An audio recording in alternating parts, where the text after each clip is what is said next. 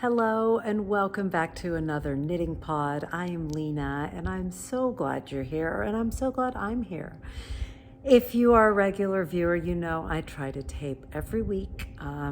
It's my favorite time to chat with you guys and have this fibery fun conversation, but the last week I was just not feeling good at all, so I wasn't able to tape. So it's been 2 weeks since we hung out together. And so we have a ton to talk about. If you are new here, thanks for joining me. I hope you enjoy the next hour or so of knitting chatter mostly, and some life and other, books and movies, that kind of stuff at the end. But since I have so much to share with you guys, let's just jump right in. If you have been keeping up with me, you know it's been kind of a rough summer for me. I've had some physical issues. I am so tired of thinking and talking about my physical state that I don't really want to talk about it. If you want to chat about that, or if you're just curious what I'm talking about and you missed the last 2 episodes, you can go back a couple and I chatted about it. But suffice it to say, I am tired of thinking about not feeling good and generally not feeling good. But let's talk about yarn, okay? Okay. So I have a finished object to show you today. This is my version of the Open Edge Tee by Jessie May. As you can see, well, I shall start by saying the last time we chatted, I was bemoaning finishing this. I was about 3/4 of the way through, and I was telling you guys that I had completely lost momentum on it, and I just had no desire to do it, and I was contemplating just ripping it out. But many of you kindly pointed out that you don't have to finish everything right away. Like if you've lost momentum or aren't in the mood, just set it aside. You don't have to either finish something or rip it out. And I think that was really something I needed to hear. And oddly enough, it helped me pick it back up and just see if I was in the mood. I think one of the things that had kind of stalled me out was the fact that I always print out my patterns. I am just the kind of person that I like a printed pattern. I have the Cocoa Knits. I will show you because it's sitting right here. The Cocoa Knits, I believe this is called the Maker's Board, but it's like a little stand.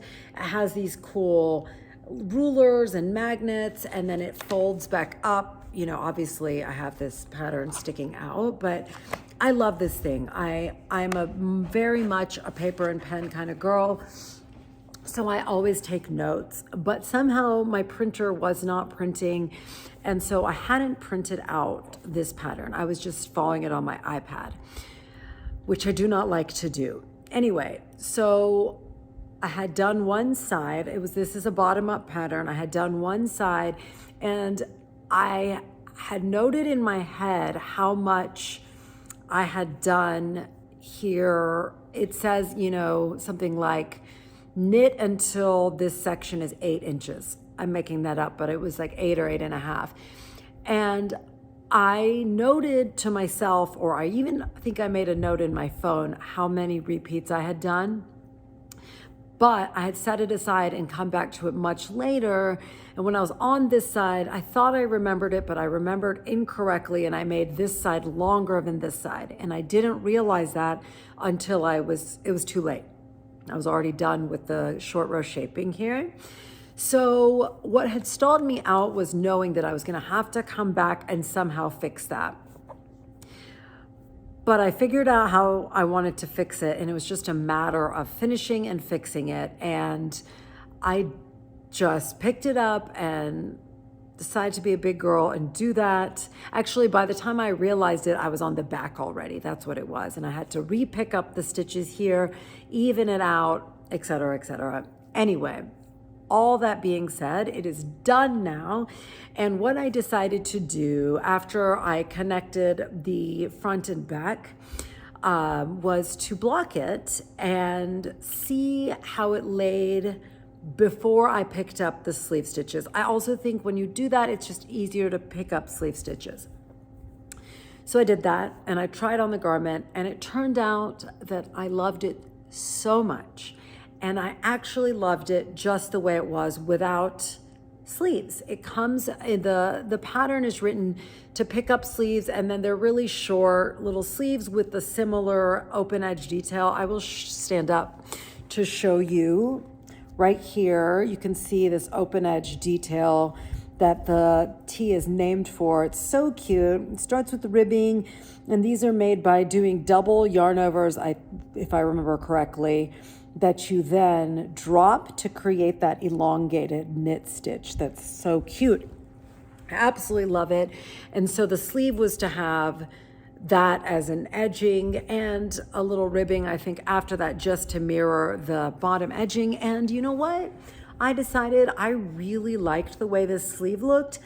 I really like that it's sleeveless without it being a really thin, skinny strap.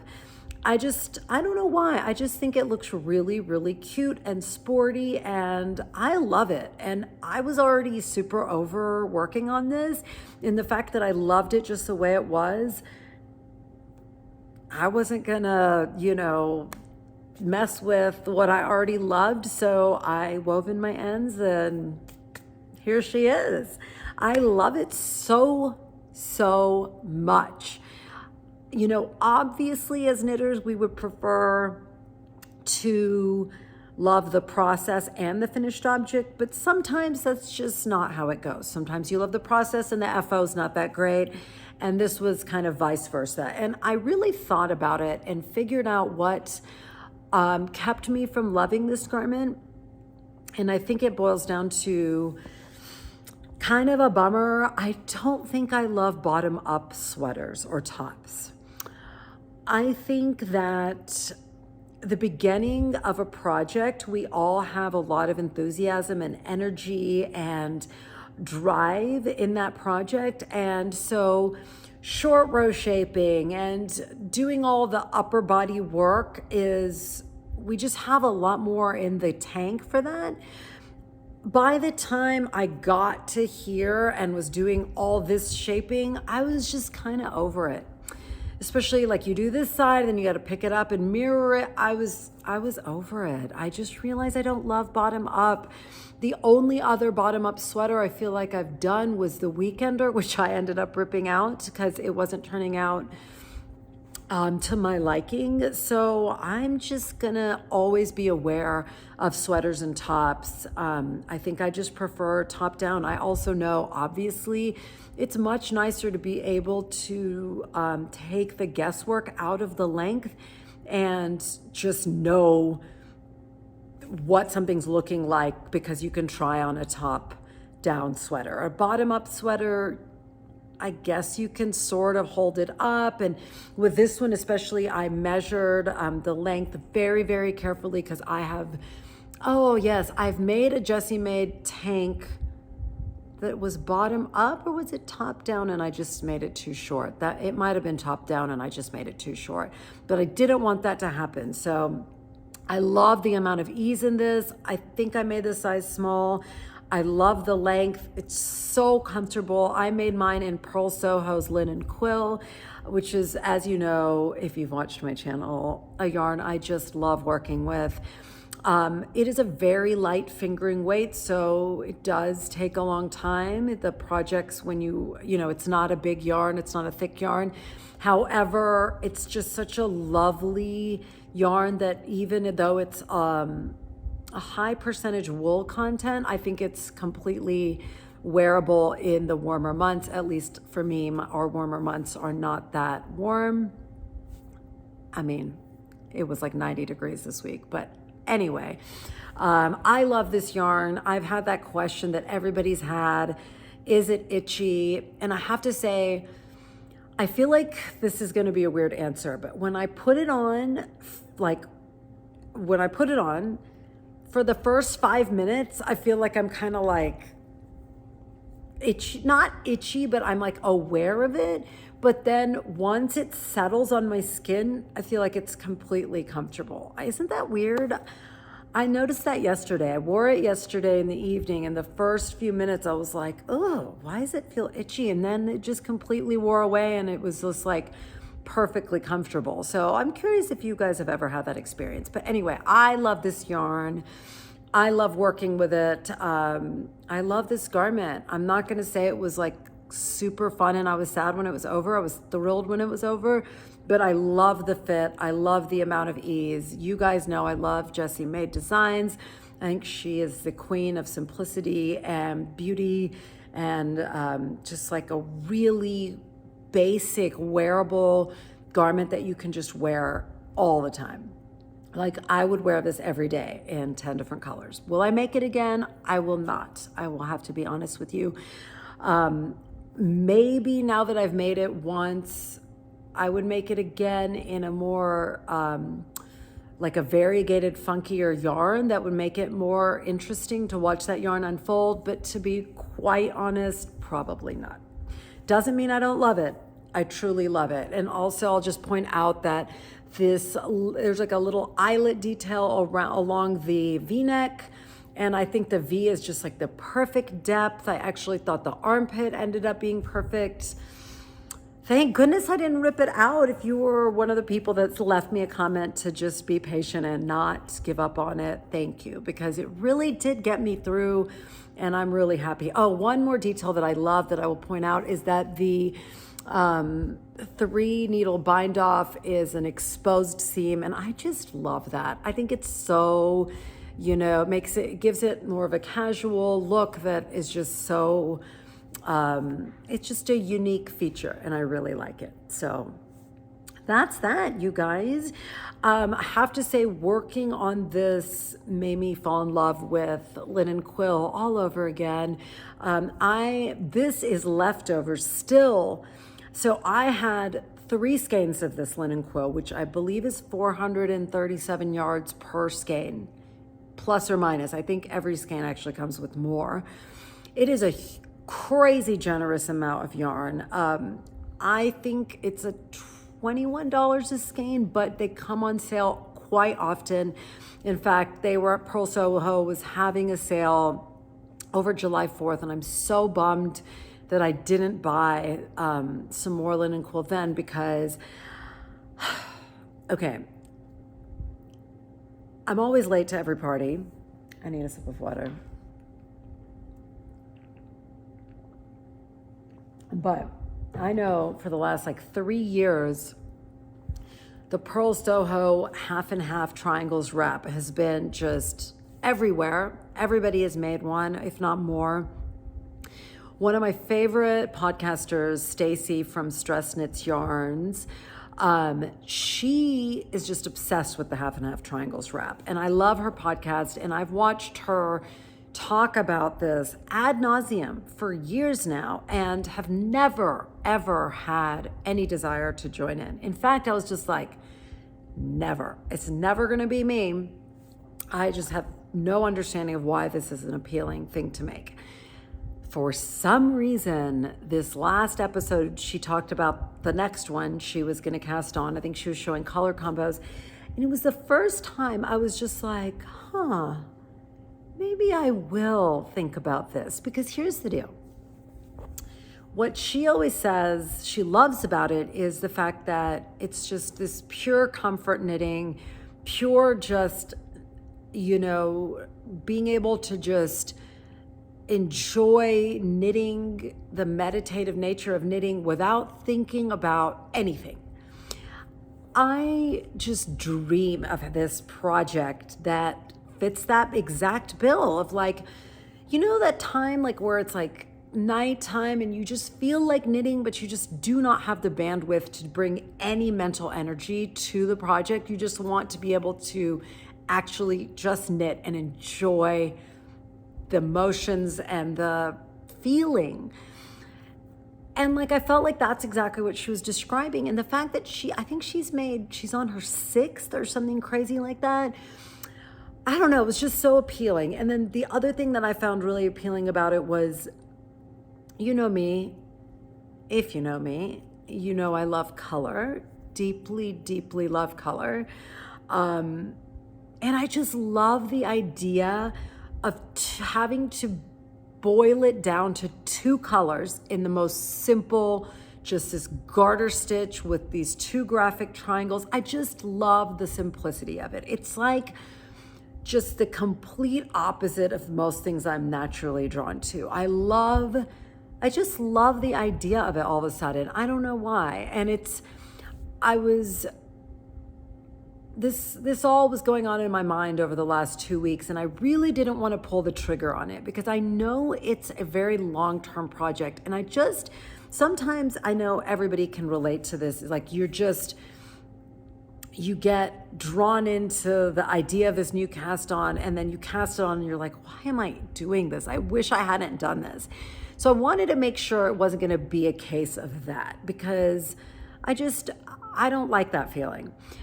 But it has lingered with me, okay, y'all? It has lingered with me. And my daughter has watched a few Stacy videos with me, and I was telling her about this because she loves to chit chat about yarn and fiber.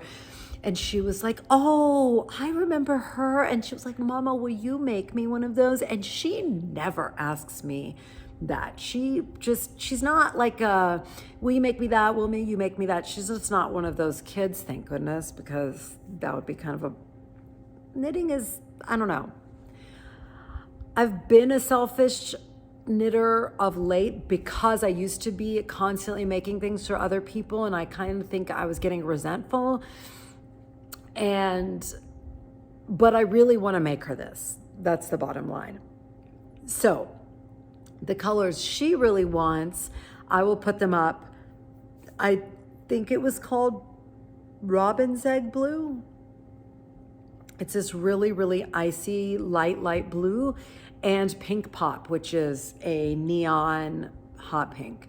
She really is drawn to that combination, and I think it'd be fabulous. And I think one of the reasons I'm drawn to making this piece specifically for her is it's so big that it kind of doubles as a blanket for a small person.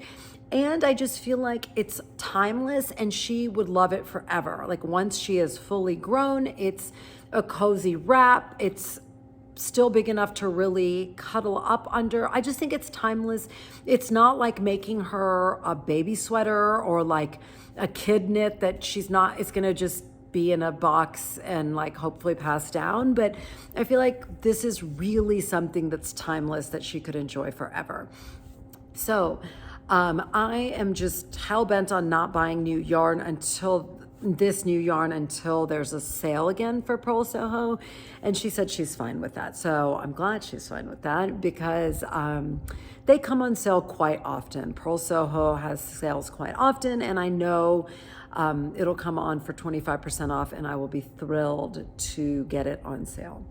And maybe she'll change her mind on her color story by then. That's the fun thing. They have like 55 colors, I think. I mean, you could just go nuts doing, color matchups. So what I was saying about this is the colorway Fresh Nutmeg in Linen Quill.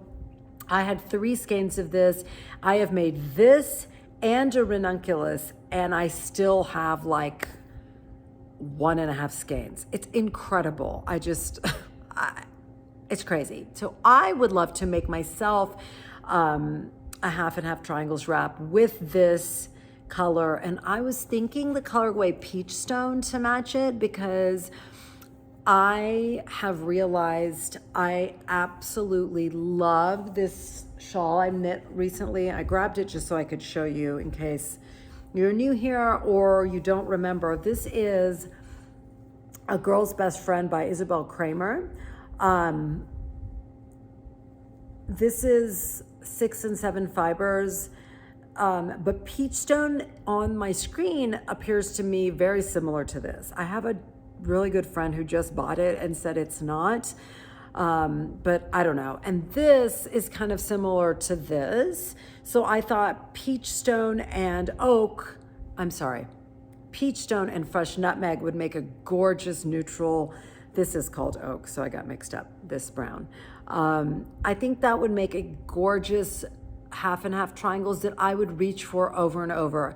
Of all my shawls lately, I reach for this non-stop, and I wear it all the time. I love it so much. I cannot tell you how much I love this. I thought I wouldn't wear it that much because it's not very big for me. It's like a more modest size. I prefer like Stephen West Schlanket sizes, but I wear it constantly. The yarn is incredibly soft, and I just find that these neutral colors go with absolutely everything. Like, look at it with this. I mean, it's just so beautiful. I wear a lot of, you know, warmer browns and stuff like that, and I just find that this shawl goes with absolutely everything. So rather than be sucked into matching the fresh nutmeg with like a really bright color, like I think pink pop would be amazing, but my husband was like, no more pink pop, you need to branch out with the different colors, and I think he's absolutely right. But anyway, so that is just what I've been thinking of. I would love to know if you've made a half and half triangles wrap, and what your experience with it was. Did you love it and find it to be just a long-term comfort knit, or were you one of those people that were like, this is monotonous and please God, make it stop? I don't know which way I'll feel about it. I really, really don't. But I am curious, and you can't find out if you love something and would make 7 of them if you don't try. So I think I'm gonna try. I don't know when, but I had to share with you because it's been definitely something that's on my mind. If you don't watch Stacy of Stress Knits Yarn, I think you should. She's so darling. I love her so much. She just has like a very authentic energy.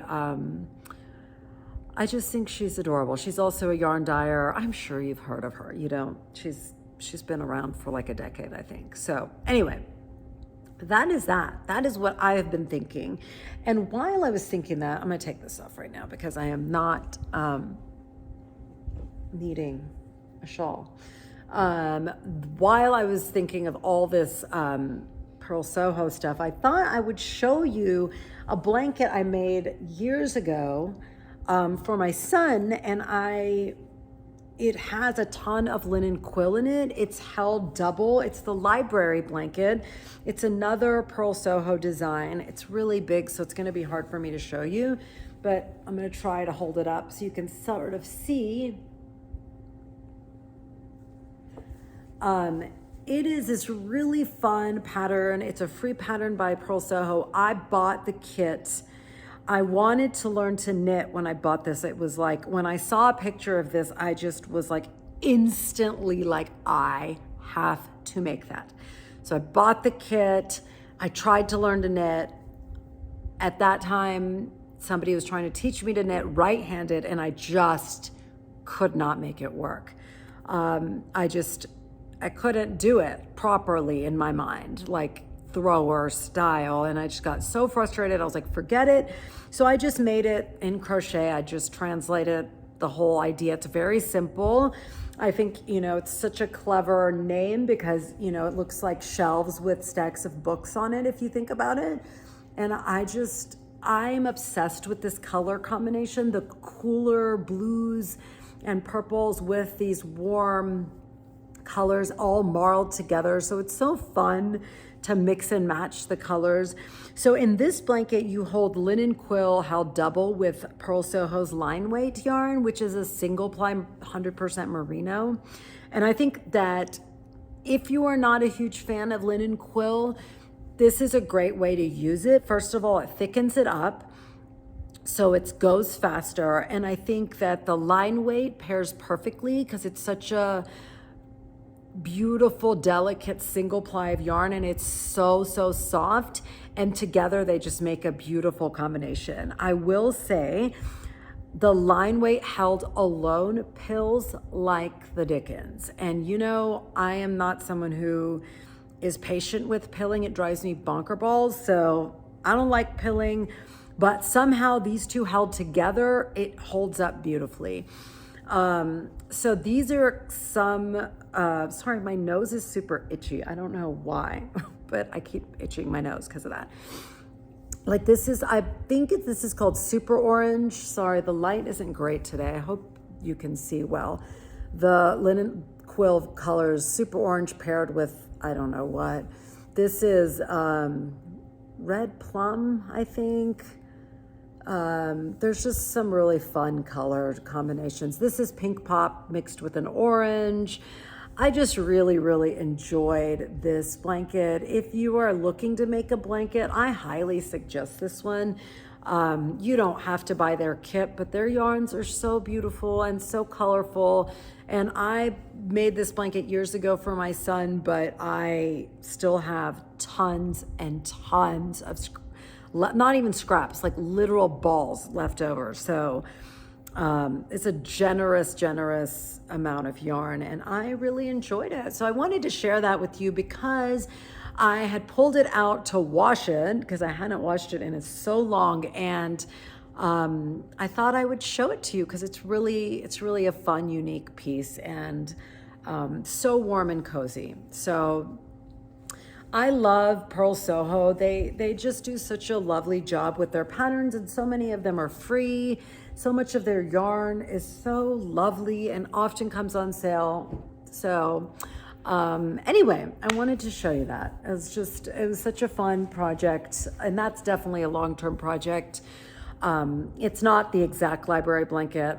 Once I knew I couldn't knit at that point, I just kind of made it my own crochet project. So anyway, what else? I did want to ask you guys, I was thinking when I was talking about this being bottom up, I also saw that Andrea Mowry's Rhinebeck sweater, I forgot what it's called.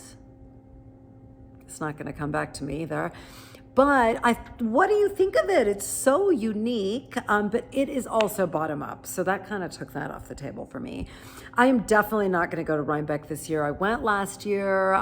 Shame, because if I was going this year, I feel like maybe some of you, and it would have been really fun to meet some of you. But anyway, some other time. But it's a long haul from Colorado to New York, and I really want to explore some other yarn festivals. I'm hoping I make it to something over the next year, but I don't think I have it in me to go to Rhinebeck again this year. But anyway, back to the her Rhinebeck sweater. I'm just curious if you guys liked it. It seemed like a departure from her normal colorwork yoke kind of.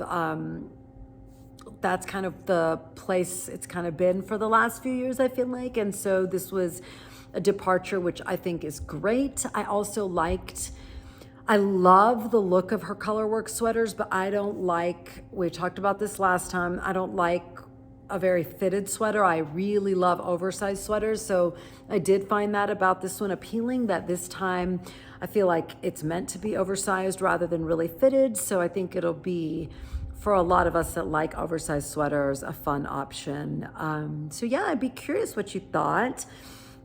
I don't think I will be making that sweater because there are so many other sweaters for me that are like must make, that rank higher than that. And since I'm not going to Rhinebeck, I don't think it matters if I made that. One of the sweaters that I am just absolutely in love with is Isabell Kraemer's Aphra sweater. She was having a sale a couple weeks ago. I think it was like 25% or something, some decent amount off. So I was, that Girl's Best Friend shawl is the first and only Isabell Kraemer shawl thing I've ever made.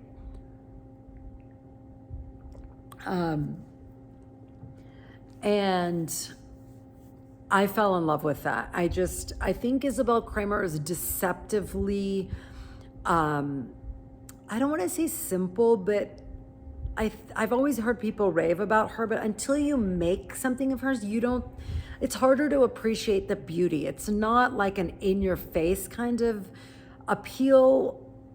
I don't know, but I'm obsessed with her. So I bought two things. The Aphra sweater is one of them. It is just such a stunning piece. Oh my gosh. Like, it almost looks three-dimensional, like origami or something. I'm gonna put a picture up, don't worry. It's so beautiful. She's knitted up in a sport weight, which I think you could get away with doing it in fingering weight. I am dreaming of making this in like a really fall kind of brown, like a deep golden brown, kind of like this color. I'm so in love with this color. This brown oaky color. It's the richness and it just, I'm obsessed with it. So I would love to make it in this. Farmer's Daughter Fiber has a yarn, I forgot what the base is called, but it is a blend of merino, nylon, and yak. And I absolutely love yak fiber. If you've ever gotten to knit with it, it is so luxurious, like cashmere level, you're luxurious.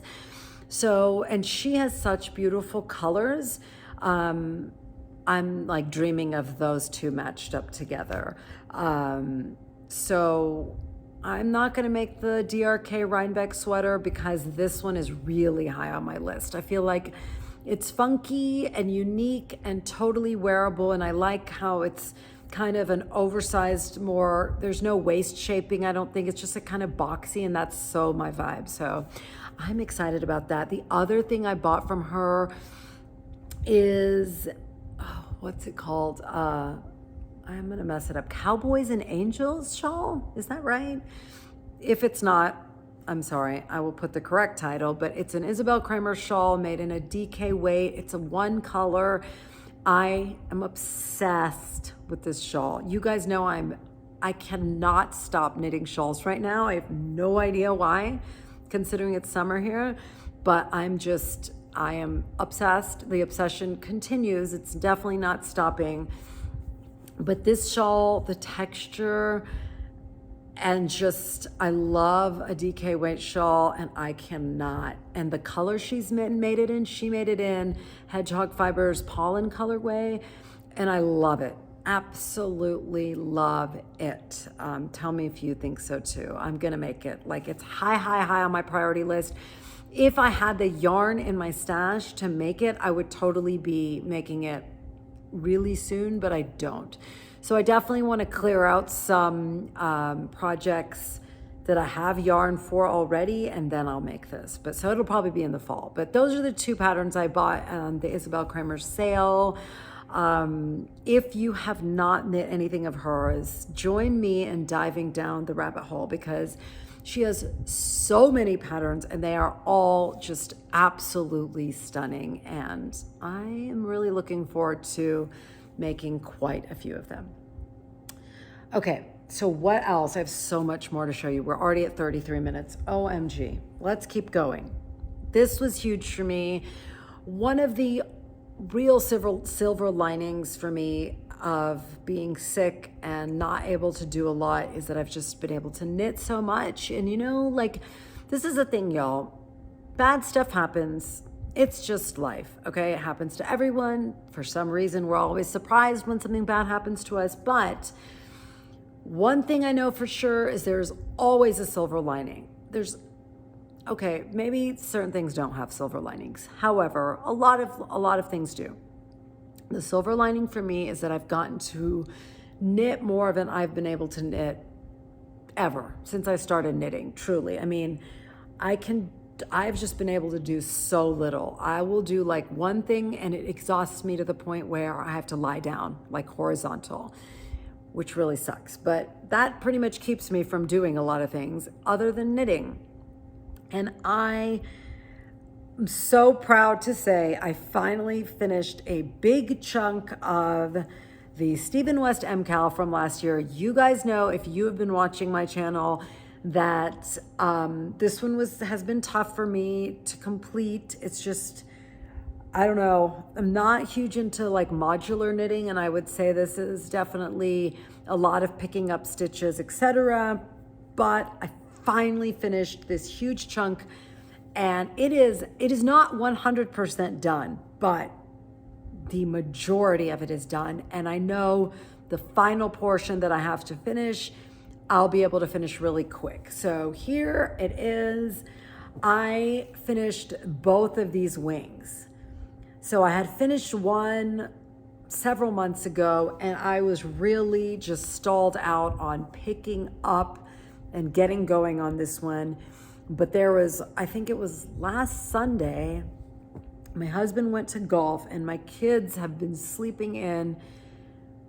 It's just unbelievable. Like they won't wake up till like 11. My daughter woke up at 11:30 this morning. It's just cuckoo. It's because they're staying up later because it's summer and now they're both older. And if y'all have young kids, you're probably throwing yarn balls at the screen right now because I know young kids don't sleep in, but older kids do. My son is 14 and he definitely does. But anyway, Sunday morning, nobody was awake. Well, they weren't awake and my husband was out and it was a beautiful day outside. So I sat on my patio and I was determined. I busted this bad boy out. And here's the deal. This is why I hadn't picked this up in so long. There's this initiation energy to an MCAL where you have to grab your pattern. You have to figure out where you left off. You have to get your needles. You have to, like, I know this doesn't sound like a big deal, but sometimes us knitters, we just want to sit down and knit. We don't want to gather all the things. You have to pull up the video. You have to get to the right place in the video. You have to figure out, like, am I at the right spot that he's saying to pick? It's just a lot of initiation energy. It's not that the knitting isn't pleasant. It's just a lot to get to the knitting. Anyway, that morning I did all that and I got it going and I was determined to finish it, and finish it I did in the next day or two. And I'm so proud of myself because this really could have languished, because I was also unsure about the shape. I was unsure. You guys know, if you've watched my last few episodes, I've been talking about how I really like a nice, deep, big shawl. And this is not a very deep shawl. It's a very long shawl. However, now that the length is completely done and everything is connected, I cannot show you this in one, look, I can't show you. However, I know once it's blocked, it's all gonna relax. And then once I fill in this part at the bottom, if you can see, there's gonna be a connection here. I'm not gonna do that extra chevron part at the bottom. I'm not gonna do that. I think this is gonna be an incredible shawl for the winter that's more scarfy, that I can actually wear a jacket and wrap this around my neck like a scarf. I think I will actually get use out of it. So I'm quite pleased, because here's the deal. When you do a mystery knit along, you are ceding control to the designer and investing a lot of time and energy and money into something that you're not sure you're going to use or love.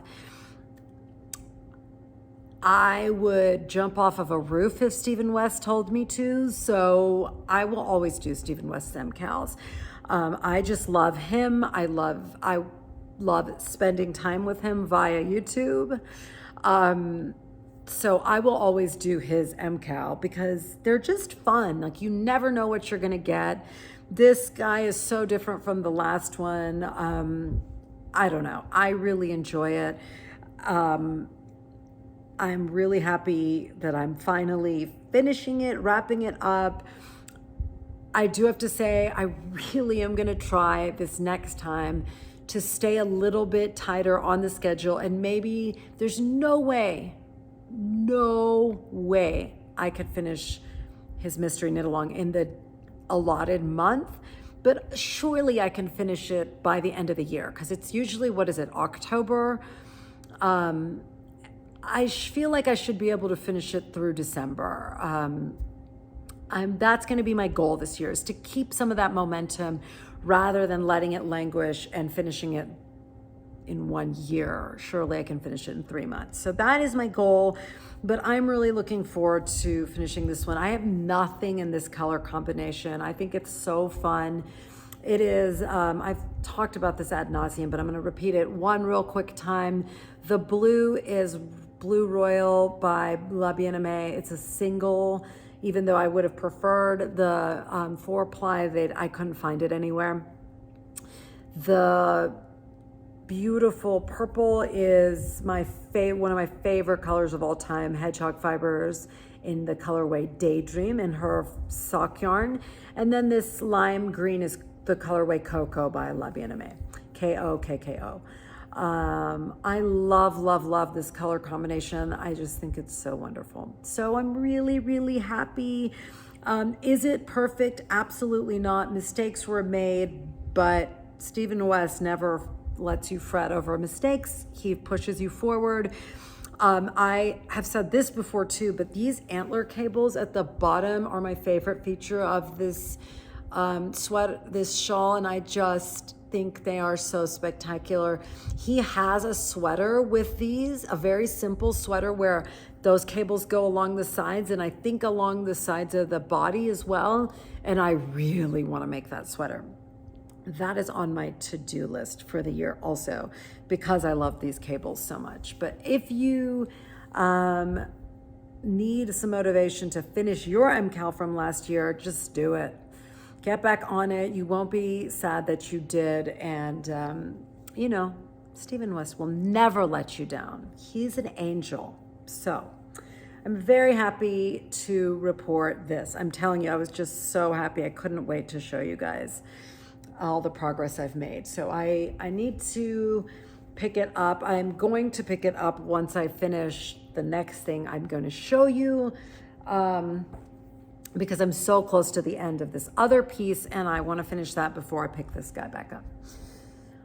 Okay, we are zooming right along. This is going to be a long one because we missed 2 weeks, and I'm sorry I'm drinking over and over. I'm just I get so dry and parched that even just talking is exhausting. Okay, let me show you. Actually, before I show you that shawl, let me show you. So if you recall last time, I had shown you this gorgeous yarn that I don't have with me right now. It was the Noro in that lovely midnight color that reminded us of the night sky. Oh, I found that on sale and I was over the moon and I had to buy it. It's in those big balls. So I have two, enough to make a sweater. And I'd asked you guys, sorry, my hair is like shedding like crazy and it's bothering me. So I keep pulling out my hair. That's lovely, right? My hair is falling out. I had asked you guys for recommendations for a really simple bougie sweatshirt vibe sweater for that yarn, because I don't want it to be in anything fancy. I wanted the yarn to shine. And a few of you had suggested a pullover called the Autumn League Pullover by Alexandra somebody. Tavel? Is that how you say that? Two of Wands is her, is the name she designs under. So I looked it up, instantly fell in love. Bingo, you guys nailed it. That is totally the sweater I'm gonna knit, because there's a lot of simple sweaters out there, but I wanted a very sweatshirt vibe. And some of them are too elevated. Like one of them, is it the Lento that everybody's making that has that pretty eyelet raglan? Like that's not the look I wanted. I wanted something like sportier, and the Autumn League just had that sporty sweatshirt feeling that I just absolutely loved. And then as I was reading about that, I realized she has like a whole collection of Autumn League and Spring League and Summer. And I also fell in love with the Spring League. Spring League. It is a sleeveless hoodie, and I instantly fell in love with it. And I don't know if you remember, but a couple of months ago, I had bought another Noro yarn on sale. I decided that was the exact pattern I wanted for that, so I cast that on, and I am just absolutely loving it. So let me show you the yarn real quick. I don't remember the name of the yarn. It's the brand Noro, but I don't remember the type of yarn, nor do I remember the colorway. Super helpful. And I'm pretty sure I don't have the labels. But anyway, it is like a cotton viscose silk blend. There's a lot of things there are, but it is this gorgeous green. I mean, it's such a stunning green. It's not olive completely. I don't know. It's just a dream. I love, love, love, love, love this. I love the way this looks against my skin. And I am 99% done with the back panel. So this piece is knit flat. So you first knit the back panel. You cast on here at the top, which is the neck of the top neck. Then you do increases. I'm just going to show you one shoulder. And then you knit flat back and forth in stockinette all the way. I'm increasing the length a little because I don't want it cropped. I was just talking to my friend about this the other day. Why is everything cropped? I am 43 years old. I do not want it cropped. I don't understand why everything is cropped. Anyway, that's fine. We're just going to add length, okay? Anyway, first of all, I love this pattern. It is free on her website. You can buy a cleaned up, no advertisements copy on Ravelry, but I'm just using the free copy, which I think is so generous of her. I love that it's such a simple but cool and sporty piece. So you knit the back, and then you pick up the shoulders, you knit the front. It's got a split hem with ribbing, and I did love her explanation for why she designed it flat, because she wanted to give everybody the option of doing an armhole to the depth they want. Some people might prefer like a deeper armhole to make it look sportier. Some people like me want a little bit more closed up. Like to me, this is the perfect armhole. It's deep enough to feel airy and lovely, but not show like a standard bra strap. So I loved that it gives you the option to knit it flat and then seam it up to exactly where you want it to be. I thought that was so fabulous. She also said, because she had designed it cropped, it didn't really make sense to just join in the round for such a short amount once the yoke was done, because she noted, most people's tension differs when they knit stockinette flat versus in the round, which is totally true. So I don't mind stockinette in the flat. I'm always up for purling because I have a dream to be able to purl as fluidly as I knit. And the more I purl stockinette flat, the more I feel like I get there, that it's a very fluid, more speedy motion for me. So anyway, this is the beautiful back part. It'll look gorgeous when it's blocked out. Noro is definitely a thick and thin yarn, but I just love the variations in the texture and the color. It's just stunning. I am such a Noro yarn fan. I can't even tell you, like the feel of it is so light and breathable. It definitely is a bit stiffer than, knitting with wool. I think you definitely have to get used to making stitches with a non-wool or alpaca yarn. It just doesn't have that give. But I love working with it, and I cannot wait to have this off the needles. I hope this is a piece I end up loving because I'm loving the process. It's the project I always have in my bag on the go because it's just mindless back and forth, and in the car if I'm waiting for a kiddo, then I just grab it and it's great. It's just flown by, but I think it would be gorgeous in a speckled yarn. I think it would be so fun in a bright speckled yarn. I've never knit a hooded garment, so I'm really excited to see how that turns out. So thank you guys for, I have seen Two of Wands, but I've never knit, or I'd never seen these pullovers, these Spring League pullovers, and I love each and every one of them. And I think they fit this yarn really well. So that is the Spring League pullover. I definitely will be casting on the Autumn League pullover for that other Noro yarn this fall. Okay, another sip of water.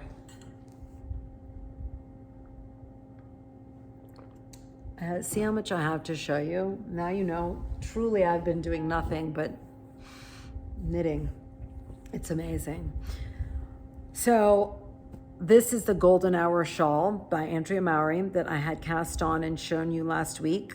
I am almost done with it. I call this my Telluride shawl because it reminds me of the town of Telluride. It has this just beautiful, I don't know, Telluride has this incredible, unique energy. It is this stunning mountain town, and it just has this very rancher vibe, and this just reminds me of it. So I do not call it my golden hour shawl. I will call it my Telluride shawl, but I will just show you. Look at this beauty, you guys. I have to say, this is probably my favorite shawl I've ever made. And that is like, it's hard for me to say that because that is a bold statement. But there is something about this shawl, and I think I can probably tell you why. Number one, knitting in a thicker DK weight goes by so fast. I think most shawls, I would venture to say, are designed in fingering weight, and that makes them more versatile. I think they're lighter weight. You can zhuzh them around your neck, even though I never wear a shawl like that. A lot of people do, and I think a lighter weight yarn drapes nicely. But a DK worsted weight shawl goes by so much faster. Number two, this particular pattern has these sections, and each section is unique. The sections do repeat, but they just keep your attention, and they're just Goldilocks zone. They're not too hard, they're not too easy, they're all different, and they're just so fun. There's mosaic knitting, there's baubles, there's lace, even, and it's not lace, but this each one of these sections that divides is kind of a lace section. And I just am obsessed with this 100% alpaca yarn. I got this yarn at an alpaca festival in Longmont, which is a little town nearby, earlier this year, and it had been sitting in my stash, and I didn't know what to make with it, and I just cast this on, and it's like a dream. 100% alpaca is a very slippery, drapey situation, and it just matches this so beautifully. It is a perfect marriage of medium and pattern. It's just, I cannot stop working on this. As evidenced by, I've only been working on it for 2 weeks and I'm almost done. And I would be completely done if I hadn't added in this section. So in the actual design, she does all this up to this bauble section, and then there is no mosaic section. It goes directly into this edging. I thought it looked too small, and I have a ton of this yarn. I think I have, let's see, 1, 2, 3, 4, 5 different colorways. So I had a lot of yarn. I love a generous yarn, shawl. So I decided to add a second shape. Let me just show you up close. So you start with a stockinette section. It has this beautiful center ridge all the way down. Then each section has this lace. It's just a very simple kind of eyelet-y thing. Then there's this really pretty mosaic section that really reminds me of like an animal's coat. Then you have this beautiful cross section, then another polka dot kind of mosaic section, then this fabulous bauble section. And I have to tell you, Andrea Mowry's way of making baubles in this shawl is my favorite method by far of any bauble I've ever made.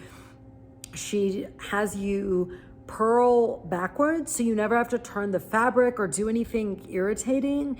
It's a little like, what is happening? But once you get it, it's so fun. She has a great tutorial per use. She's just so incredibly, she has such great patterns and tutorials online.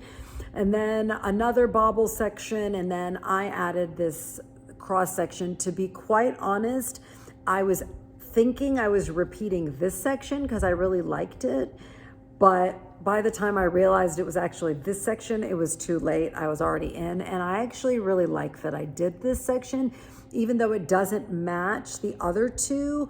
I like the funkiness of the fact that it's not just like this perfect repeating pattern. And I saved this color for the border because it's by far my favorite color. As you guys have seen this episode, I'm obsessed with this rich brown oaky color right now, and I just am loving this section. Has these giant holes like made by double yarn overs, and I just think it looks so awesome. I am obsessed. It's getting heavy and the little needle stopper fell off. I feel like this is going to be my favorite shawl. I'm really into these neutral colors right now, and it's so pretty. I just think with cowboy boots and leggings, it would just be the cutest thing ever. If you're drawn at all to this, I couldn't recommend it enough. Like, talk about process, knit, and finished object that you will love. I think you'd be hard pressed to find someone who wouldn't enjoy knitting this. It's a Goldilocks shawl. It's just right there. Perfect. Could not recommend it enough. Again, it's called the Golden Hour shawl. I'm just obsessed. I cannot stop working on it. So I probably will not work on anything else until I finish this. It has the cutest border. If this were not a DK weight shawl, I would say it would look incredible with a fringe. But it doesn't have a fringe, and I really love the border as it is. So next time I will have this to show you, I promise. It will be off the needles just in time for more 90-degree weather. It's okay. It doesn't matter. It's always cool here in the morning, and this thing makes me so happy. I love it, love it, love it. If you guys are subscribed to Caitlin Hunter's newsletter, then you've seen she is doing these incredible summer sales every single day. I don't know if it's just summer tops, but anyway, one of them was this incredible shawl called Rayado. Her shawl called Rayado. It is a fingering weight shawl that has a very similar vibe to this, but it has fringe, and I couldn't resist buying it for 50% off. Even in the description, she said, it's like a bohemian Clint Eastwood vibe, and that's so me. So I had to buy it, and I feel like it would make a really good addition to my shawl collection. So I hope to cast that on. I just have so many shawls I want to make, but 50% off, I couldn't resist buying it. I just loved the fact that it had fringe. I just love fringe. So I have these really cute Minnetonka boots, moccasin boots with fringe, and I think it would just be a fringe explosion. So I'm gonna make that at some point. I don't know if that sale is just every day. There's a couple of patterns that are on sale. I can't remember, but check it out. Caitlin Hunter, she's just an incredible designer and has so many designs to dive into. Whew, y'all, that is an hour of knitting content. I am pooped. The last thing I will talk about making wise is that I have been sewing also. I took a quilting class to make a baby quilt for my daughter's teacher that you guys know about, who's having a baby. So if knitting is like my soul come alive, quilting is the exact opposite of that. I do not like making quilts, y'all. It was so good to find that out. I just do not like it at all. I do not like extreme precision. And with quilting, like cutting out, I don't even know why they call it quilting. They should just call it cutting because it's 90% cutting. You have to be so precise, and it's not for me. it's good to try things and be like, nope, I'm marking this off the list. Quilting will be marked off the list for me for sure. Although the quilt is turning out so cute. I am like this close to being done. I'm doing the binding and it's supposed to be done by hand. And I'm like, pass. Not enjoying that at all. I'm like, I could be knitting right now. So I'm going to try to do it on the machine. I will be so happy to see the end of that bad boy, but it is really cute. I look forward to showing you that. And I am taking a dressmaking class right now with a friend of mine who I just adore. She's incredible. She's also a knitter. She's the sweetest person I've ever met. I'm just obsessed with her. She's just moved here last August, and I'm just so lucky to have met her. And she's teaching this dressmaking class. It is the Metamorphic dress by Meg from Sew Liberated. If you are a sewist, I'm sure you've heard of her. She's incredible. And this pattern is so much fun. I went to a class last night and I'm having a blast. I was like really reluctant to take it just because I've not been feeling good. And I was like, I don't think I'm gonna have the energy for this, but I'm so glad I rallied because I'm at that point with knitting where I really can't undertake anything on my own. It's like I feel like I have to take a class, and I'm trying to get over that hump. I've ruled out quilting, but I really want to be able to find joy in making garments, and I'm really enjoying this sewing class, the dressmaking class. It's so much fun, and I feel like she's teaching it in a way that I understand. You know how when you learn something new, it's like you can just blindly follow steps that are being told to you without understanding what is happening? Do you know what I mean? I think that's how I felt the first few times I made sweaters. And then slowly, as I knit sweaters, I started understanding the why. And that's what I'm getting from this class is like why, like how this garment is being built. It's really important to understand that. And that is what is happening. And I'm enjoying it. And I think once I finish this dress, if I like the way it looks on me, then I might just turn around and make another one to kind of really solidify it on my own. So yeah, I'll show that to you next time. I should have it done next time. It's amazing how you can make an entire dress in like 10 hours. Like imagine how long it would take to knit a dress. So totally different creative endeavors, but really complementary. And I really want sewing in my making arsenal.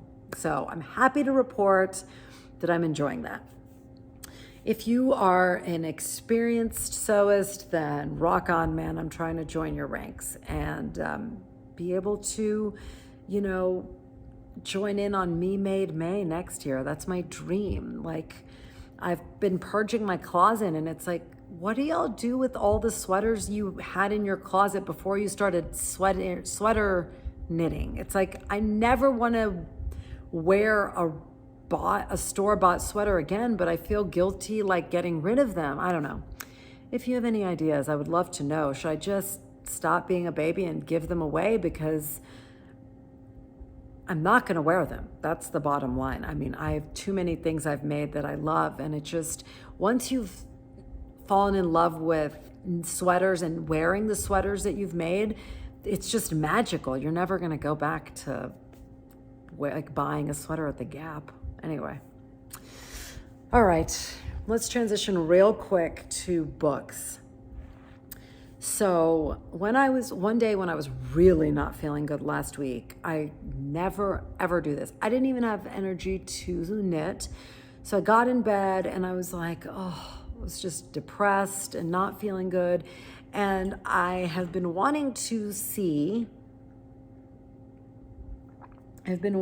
watch Greta Gerwig's Little Women adaptation from several years ago. I'd never watched it.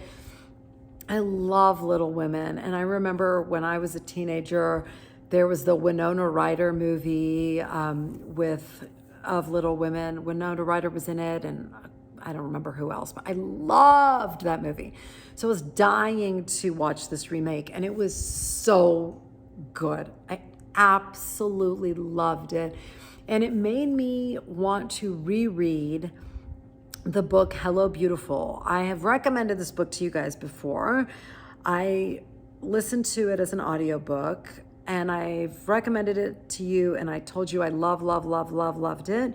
But because it's a very loosely based on Little Women, like there's 4 sisters, some of the main events happen in not modern times, like the 70s, and starts in the 70s and goes through kind of modern times. And so I decided to listen to it again because none of the current, like the books that I was listening to, none of them were clicking. I was just not enjoying them. And you guys, I can't remember another audiobook that I have re-listened to and literally enjoyed even more than I did the first time I listened to it. And this was that book. Knowing the full arc of what happens and then re-listening to it a couple months later, I enjoyed it just to a completely different extent. It's like I just could really relish everything, every event in the book even more than the first time. So if you did not read that the first time, or maybe you're new here and you've never heard me recommend this book, y'all just read Hello Beautiful by Ann Napolitano. I cannot tell you how surprising it is when I hear like nobody's even heard of this book when I recommend it to friends in my real life. It's such a shame because it is just one of those books that just wraps you into it. It's like a giant shawl. It's like just perfect and cozy, and you never want it to end, and you will fall in love with all the characters, and you'll just wish it would just go on and on and on forever. So please, if you have not yet, Hello Beautiful, must read. I was so sad when it ended. Like, it was one of those books that if I kind of got distracted and like a few minutes went by, I would rewind and re-listen to the last few minutes, even though I had already read it and knew what was going to happen. Like, it's that good. Very difficult to follow up, but I found a book to follow up. I decided to listen to Covenant of Water by Abraham Verghese. It is another, I think, really big in scope, epic family drama set in India. It's another Oprah's book club, and Oprah, again, goes in the Stephen West category. If she could tell me to eat a rock, and I would. So I know I can't go wrong with an Oprah book club pick. I grew up on Oprah's, book club and the Oprah show. I was so lucky to come up in that era when she had a show every day. Like, I remember coming home from school and watching Oprah every day. But I just started it this morning, and I really love it. It's read by the author, and it's just absolutely compelling from the jump. My family is from India, and my best friend from college is from this region of India. So just a lot of the language and culture is very familiar and nostalgic for me. So I love it. I think listening would be great because there's a lot of dialogue and words that would be hard to pronounce for most people or hard to hear in your ear. Do you know what I mean? So having the audio version is just, it's fantastic. Highly recommend that. It's really long. I think it's upwards of 500 pages or something, and I'm here for that. I have been on the struggle bus with my own self that I am like, normally I am really into news and current events, but y'all, I just cannot handle that right now. I am just willfully ignoring the outside world and just give me all the fiction, the, epic fiction that is just going to block out the rest of the real world.